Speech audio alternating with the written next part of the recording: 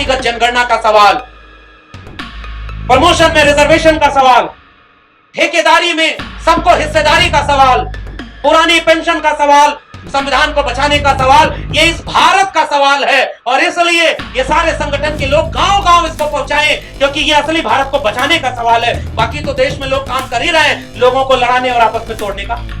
इस देश में सारी छूट गरीब कमजोर मजलूम के बेटे को भी मिले ना, कि वो अमित शाह के बेटे जय शाह की तरह कंपनी बनाए और 2-4 साल में ही करोड़ों करोड़ रुपया कमा ले। ये छूट तो सबके बच्चों को होनी चाहिए। ये बात केवल अमित शाह के बेटे को क्यों लागू हो? बिना बैट बॉल खेले बीसीसीआई का चेयरमैन बन जाए। यहां तो आप सब कुछ खेलते रहिए, तब भी आपको 32 साल की उम्र में जाकर मौका मिलेगा क्रिकेट खेलने का। और लोग कहेंगे कि भाई अगर ये सवाल पूछ दो कि लोगों को 19-20 साल की उम्र में क्रिकेट खेलने का मौका मिल जाए, ये सुपरस्टार था, इसको मौका क्यों नहीं मिला? तो लोग कह रहे हैं कि ये जातिवादी लोग हैं। देखो, जातिवादी सवाल कर रहे हैं। क्रिकेटर की जाति नहीं होती, तो बताओ जाति अगर इनकी नहीं है तो जातिगत भेदभाव इन्हीं लोगों के साथ क्यों हुआ? अब एक बात बताइए, पुरानी पेंशन बहाली का सवाल क्या केवल इस देश के SC, ST, OBC का सवाल है? आप लोग जितने लोग हैं बताइए, क्या पेंशन केवल इसका लाभ SC, ST, OBC मिलेगा कि अपर कास्ट मिलेगा? सबका सवाल है ना। तो इसका मतलब इस सम्मेलन में उन लोगों को भी आना चाहिए जिनका सवाल इसमें है। संविधान को बचाने का सवाल किसी जाति का सवाल है कि देश का सवाल है? पुरानी पेंशन किसी जाति का सवाल है कि देश का सवाल है? सबको बराबर की हिस्सेदारी और न्याय मिले, ये किसी जाति का सवाल है कि पूरे देश के बनाने का सवाल है? लेकिन मैं तो परेशान हूं यह बात सोचकर और विचार कर रहा हूं कि संविधान को बचाने की कोई भी रैली पूरे देश में आप देखो, उसकी अगुवाई इस देश का वंचित शोषित बहुजन समाज ही कर रहा हो। तथागत बुद्ध को अवतार घोषित कर दिया कि वो विष्णु के अवतार हैं, जिन्होंने किसी भी ईश्वर को मानने से मना कर दिया था। गौतम बुद्ध अनीश्वरवादी थे, वो आत्मा और ईश्वर को नहीं मानते थे। तो जो आत्मा और ईश्वर को ही न माने, मूर्ति पूजा को ही न माने, उन्हीं को भगवान बना दो। इस देश में यह हुआ कि नहीं हुआ? डॉक्टर अंबेडकर ने यह बात कही कि मुझे मूर्तियों में मत खोजना, मैं आपको किताबों में मिलूंगा। डॉक्टर अंबेडकर की मूर्ति बनवा के पूज रहे हैं ये सारे लोग जो अंबेडकर का विरोध करते हैं। क्या संभावना नहीं है कि कल को उन जगहों पर भी आपको अंबेडकर, फूले पेरियार की तस्वीर मिल जाए, जिन जगहों पर बैठकर अंबेडकर, फूले पेरियार, बिरसा मुंडा, जयपाल मिंडा इनके सपनों का भारत बनाने के खिलाफ नीतियां बनाई जा रही होंगी और सामने दीवार पर तस्वीर आपके महापुरुषों की लगाई गई। 26 नवंबर को न मेरा बात मानना तो पढ़ लेना, खोज लेना। 26 नवंबर संविधान दिवस इस देश में कहां कहां मनाया जाता है और कौन लोग उसको मनाने वाले हैं? सामने क्रांतिकारी और युवाओं के आज के धड़कन माननीय देखिए प्रोफेसर साहब डॉक्टर लक्ष्मण यादव जी को आमंत्रित कर रहा हूं और वो अपने क्रांतिकारी विचारों से और अपनी क्रांति बिखेरे। माननीय प्रोफेसर लक्ष्मण यादव साहब।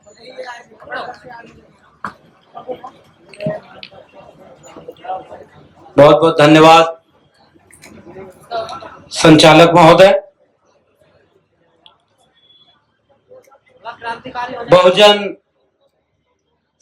बहुसंख्यक समाज की वाजिब और समुचित हिस्सेदारी के लिए आयोजित न्याय अधिकार महाकुंभ में आए हुए आप सभी देश भर के सभी सम्मानित लोगों को मेरा क्रांतिकारी जय भीम, जय मंडल, जय संविधान है, इंकलाब जिंदाबाद है। नाम तो इसका रखा गया है महाकुंभ। पहली आपत्ति मैं इसी से दर्ज करूं। अब कुंभ शब्द देखिए कहां से आया है और कुंभ का पौराणिक और ऐतिहासिक संदर्भ क्या है, आयोजक लोग गौर करेंगे। यह है ना वहां वाला शब्द जिधर से दिक्कत है। बुजुर्ग लोग भी बैठे हैं, आप लोग बताएं, है ना उधर का योगी वाला। अब उसके बाद आयोजकों ने क्या सोचकर इसको नाम रखा होगा, वो वाला तो नहीं रखा होगा। आयोजक तो वैचारिक लोग हैं, वी द पीपल, पैगाम और तमाम जो संगठन के लोग, मैं जानता हूं ये लोग बहुत मेहनत कर रहे हैं, बहुत संसाधन जुटा करके, लोगों को जुटा करके ये आयोजन जो करते हैं, ये बहुत बड़ी बात है। पिछले दिनों भी आयोजन किया था, फिर कर रहे हैं और लगातार करते जा रहे हैं। यानी ये वैचारिक लोग हैं, तो इसका मतलब इन्होंने जो इसका इस्तेमाल किया है वो जुटान के अर्थ में किया है, लोगों को इकट्ठा करने के अर्थ में किया है, और बहुत बड़ी तादाद में लोग हों ऐसी उम्मीद करते हुए इसका नाम महाकुंभ रख दिया। तो भाई गलती इनकी थोड़ी है। अब हमारे लोगों की ये जागरूकता है, अति जागरूकता है। हमारे लोग इतने ज्यादा जागरूक हो गए हैं कि अब ऐसे कार्यक्रमों में भी जाने की जरूरत नहीं महसूस करते।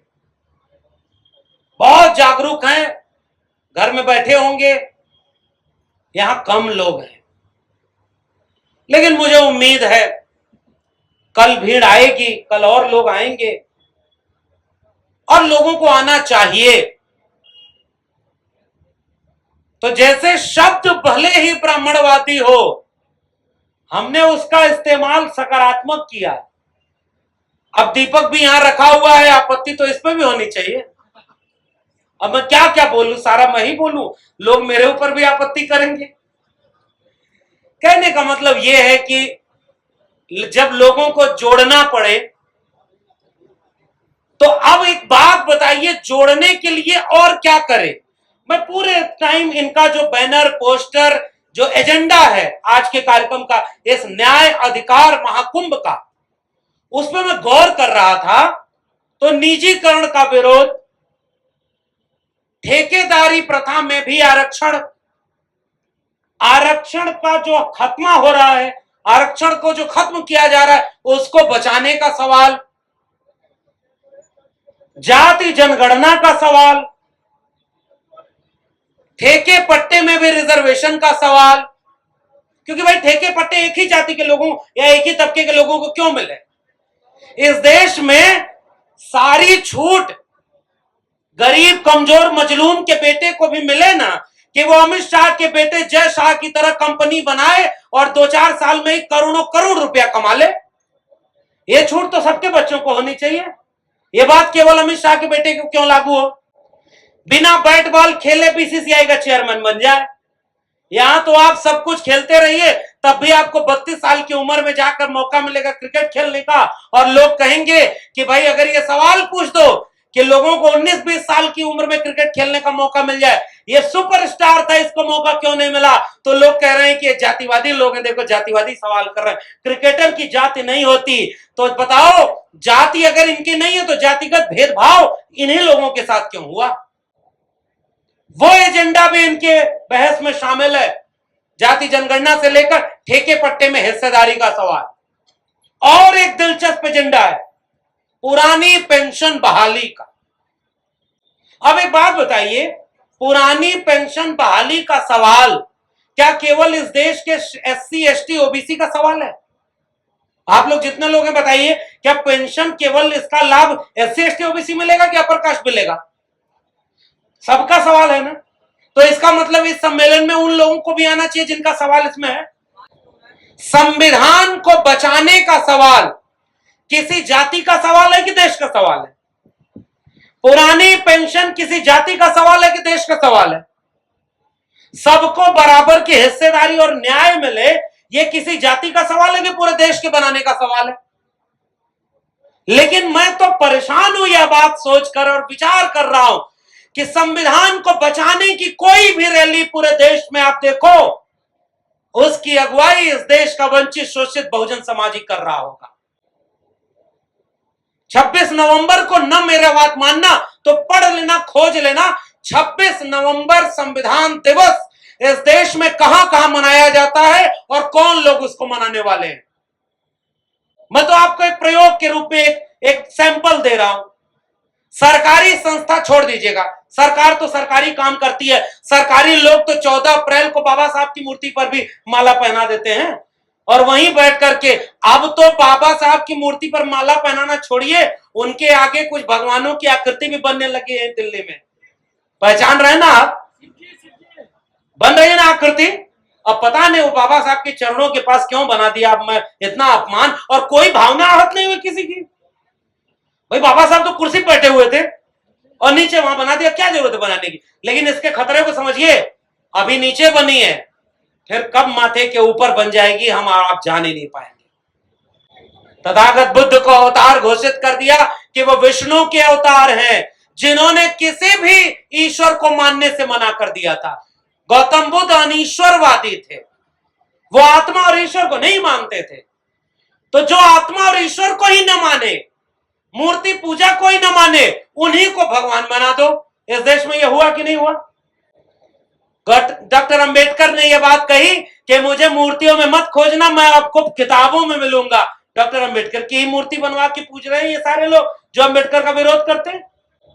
क्या संभावना नहीं है कि कल को उन जगहों पर भी आपको अंबेडकर फूले पेरियार की तस्वीर मिल जाए, जिन जगहों पर बैठकर अंबेडकर, फूले पेरियार, बिरसा मुंडा, जयपाल मिंडा इनके सपनों का भारत बनाने के खिलाफ नीतियां बनाई जा रही होंगी और सामने दीवार पर तस्वीर आपके महापुरुषों की लगाई गई होगी। इस विरोधाभास को समझिए। और इसलिए मैं इस मंच के आयोजकों को मैं ये बात कह रहा हूं कि बहुत जरूरी कार्यक्रम इन्होंने किया है। जातिगत जनगणना का सवाल, प्रमोशन में रिजर्वेशन का सवाल, ठेकेदारी में सबको हिस्सेदारी का सवाल, पुरानी पेंशन का सवाल, संविधान को बचाने का सवाल, ये इस भारत का सवाल है। और इसलिए ये सारे संगठन के लोग गांव-गांव इसको पहुंचाएं, क्योंकि ये असली भारत को बचाने का सवाल है। बाकी तो देश में लोग काम कर ही रहे हैं लोगों को लड़ाने और आपस में तोड़ने का। और अगर ये नहीं बचा पाए, और इसको कैसे करेंगे? मुझे लगता है कि अब दिल्ली के सेमिनारों में वो ताकत अब नहीं बची। हम सारे वो लोग जागरूक लोग हैं जो सब ये बात जानते हैं, वही इस पंडाल और इस मंच पर आए। मैं भी वही सारी बात बोल रहा हूं जो हर जगह बोल रहा हूं। यही सीमा आपकी भी है और मेरी भी है। और इसलिए मैं ये गुजारिश करके अपनी बात खत्म कर रहा हूं कि आओ इस मशाल को गांवों तक ले चलें। आयोजकों का अभिवादन, हिम्मत की है इन्होंने। मैं इनकी हिम्मत को सलाम करते हुए ये चाहूंगा कि इस वैचारिक और आंदोलन की लड़ाई को भारत के गांव-गांव तक पहुंचाया जाए, ताकि आने वाले वक्त में हम उस भारत को बचा सकें जिसको बनाने के लिए हमारे पुरखों ने शहादत दी। सावित्रीबाई फूले, फातिमा शेख, उन्हें याद करते हुए आज के दिन, अपने पुरखों को याद करते हुए मैं अपनी बात खत्म करता हूं। बहुत बहुत शुक्रिया, धन्यवाद। बहुत बहुत धन्यवाद हमारे माननीय डॉक्टर साहब का।